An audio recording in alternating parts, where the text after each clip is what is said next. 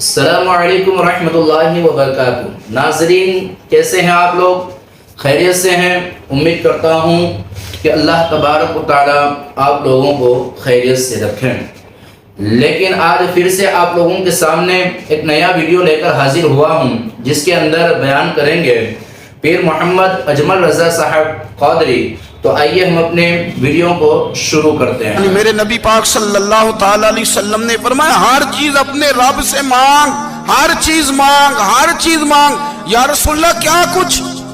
میرے محبوب نے فرمایا تیرے گھر میں نمک بھی ختم ہو جائے تو وہ بھی اپنے رب سے مانگا کر۔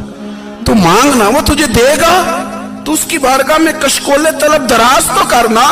اور ترمذی شریف میں عجیب لفظ ہے، رسول کائنات نے فرمایا، رب کریم فرماتا ہے جب میرا بندہ ہاتھ اٹھاتا ہے نا تو مجھے حیا آتی ہے کہ میں خالی کیسے لوٹا دوں اس کے۔ اتنے بڑے بادشاہ کی بارگاہ میں، او بھائی، لوگوں سے عزتیں تلاش کرتے ہو تو وہ کیا تمہیں عزت دیں گے؟ وہ تو کل اچھا کہتے ہیں، پرسوں برا کہنے لگ جاتے ہیں۔ لوگوں کے سامنے گڈ بک میں آنا چاہو گے تو وہ تو سویرے تمہارے بارے میں کچھ کہیں گے، شام کچھ اور کہیں گے۔ اپنی روحانی زندگی آباد کریں، اپنے مسلح کو وقت دیں، اور دنیا سے چھپ کر، اس موبائل کو بند کر کے، اور اپنے آپ سے بھی چھپ کے اور تنہا ہو کے، چھپا کے سارا کچھ اپنے آنسو اپنے رب کی بارگاہ میں پیش کریں، اس کے حضور حاضری دیں۔ سنو نا ترمذی کی حدیث، اور اسے یاد رکھنا، نبی پاک علیہ السلام نے فرمایا اپنے دکھ لوگوں کے سامنے نہ بیان کرنا، سیٹھوں نوابوں کو نہ بتاتے پھرنا، دنیا داروں کے سامنے جا کے نہ رونا کہ میں تکلیف میں ہوں۔ فرمایا اگر دنیا داروں کو دکھ بتاؤ گے رب تمہیں کبھی غنی نہیں کرے گا۔ اور لوگ ہیں کہ الٹا مذاق اڑائیں گے آپ کی، جس سے بڑی پکی یاری ہے نا، پکی، وہ تب تک پکی ہے جب تک آپ نے 50,000 مانگا نہیں، اور جس وقت آپ نے کہہ دیا کہ میں مجبور ہوں میری مدد کر تو پھر ختم ہو گئی دوستی۔ لوگوں کی تعلقات آپ کے ساتھ تب تک ہیں جب تک آپ ان سے کوئی ضرورت وابستہ نہیں کرتے۔ کریم محبوب فرمانے لگے بندوں کے سامنے دکھ نہ بیان کرنا، اللہ تجھے کبھی غنی نہیں کرے گا۔ تو اپنے دکھ اپنے رب کو بتا، تو دعائیں مانگ، تو اس کی بارگاہ میں حاضر ہو، تو اس کے حضور عرض کر۔ فرمایا اپنے دکھ اپنے رب کو بتا، وہ جلدی کرے یا دیر سے کرے تجھے ساری دنیا سے بے نیاز کر دے گا، تجھے کسی کا محتاج نہیں رہنے دے گا۔ حضرت ابو الحسن رحمت اللہ تعالی علیہ حضرت معاذ ابن جبل رضی اللہ تعالیٰ عنہ کے پاس بیٹھا کرتے تھے۔ فرماتے ہیں ان سے جو پیار بڑھا تو پھر میرا مصلی سے بھی بڑھ گیا۔ تابعی ہیں، فرماتے ہیں صحابی رسول سے محبت ہوئی تو ذکر سے بھی ہو گئی، پھر درود شریف سے بھی ہو گئی، محبت ان سے بڑھی تو پھر اللہ نے مسجد کا پیار بھی بڑھا دیا۔ آپ فرماتے ہیں کہ میری ہر وقت طبیعت چاہتی تھی کہ بس اللہ اللہ کروں، بس اللہ اللہ کروں، بس نہ میں ذرا تھوڑی جان چھڑاؤں لوگوں سے، کو 10 منٹ ملیں تو میں کچھ 4 نفل پڑھ لوں، میں تھوڑا سا نہ بچوں لوگوں سے، اور مجھے تسبیح ملے تو میں نہ کچھ 400-500 دفعہ استغفار پڑھوں، سبحان اللہ، الحمدللہ، اللہ اکبر، لا حول ولا قوت الا باللہ، میں نہ تسبیحات پڑھوں۔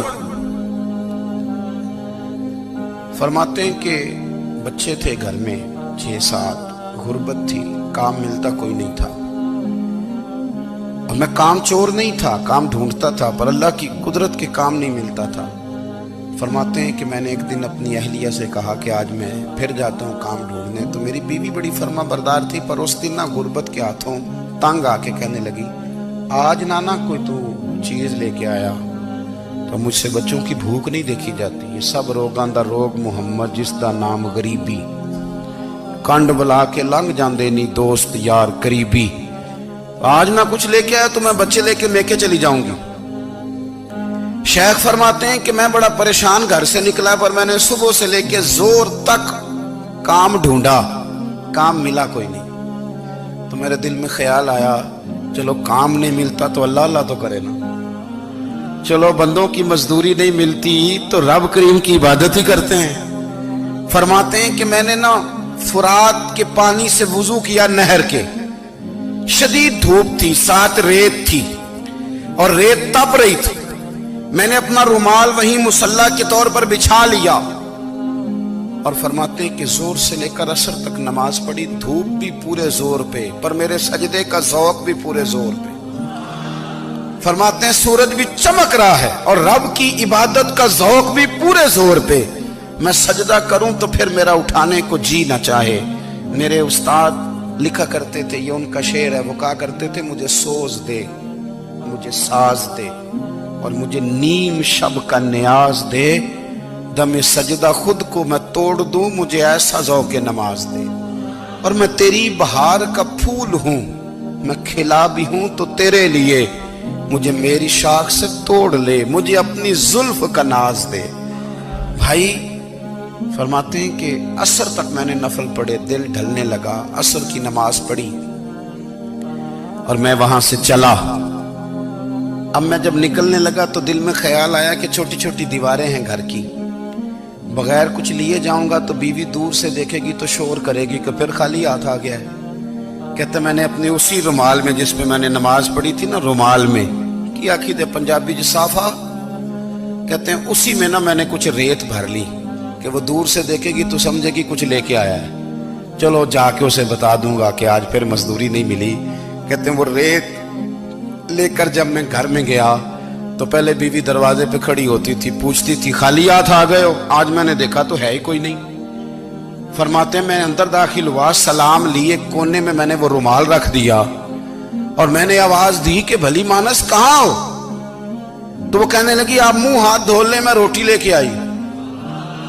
मैंने कहा रोटी कहां से आ गई, यहां तो कई दिनों के फाके, तो कई दिनों की गुर्बत है, यहां तो इस घर में तो फकीरी है।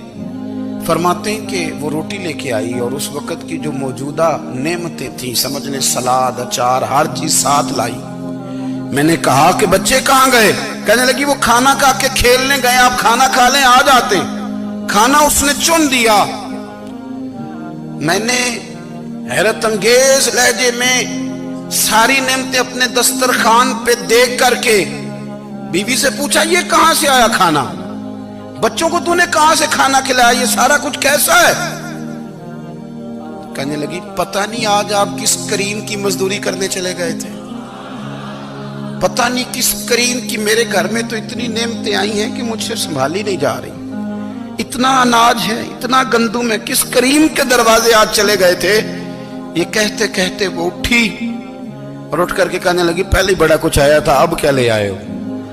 और जा करके ना उसने वो रेत वाला रुमाल खोला, कहने लगे मैं तो लेके आया था रेत, तो मेरे रब ने उसे भी सोने और हीरे बना दिया था।